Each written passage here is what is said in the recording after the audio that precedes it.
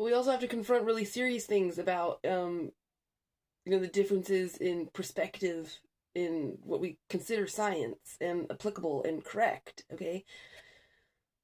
Because, we don't all have the same glint or glean when we're doing sort of scientific research.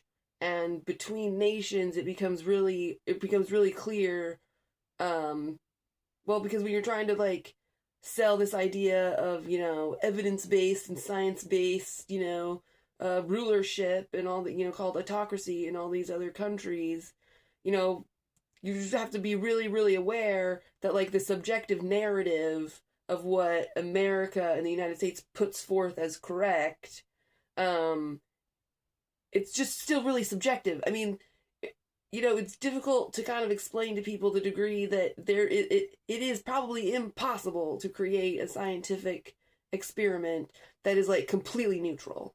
Like it probably like the only way to be completely neutral is do nothing but watch.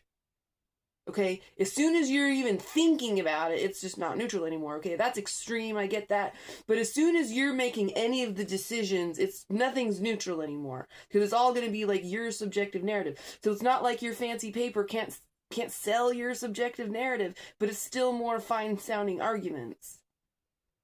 It's like imagine if two nations like studied a frog and came up with completely different concepts of what a frog is. Like, I don't know. Okay, here's an example. Just let's say one of the messianistic, all they really care about is this going to kill me? And so for over, all of millennia, they're studying frogs and they're deciding, hey, this is just a peaceful creature that's doing whatever the fuck it's doing.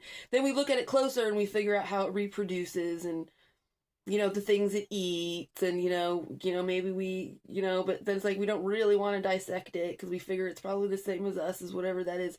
But then you come to America and their version of studying a frog is deciding that like if one of them's poisonous, they're all poisonous and you better be very careful of the fucking frogs, okay? And then if you ever see a frog with 3 legs, it means we're being all fucking poisoned. So let's go hunt down frogs and find the 3-legged one, okay? And then in 7th grade science class, we're gonna all cut them open and know exactly what the inside of a frog is because, hey, it's a weaker creature, okay? So you see like the difference between America dissecting and hunting the weaker creature versus messianistic Russia that just deduces, hey, it's peaceful. It's just like, let it be.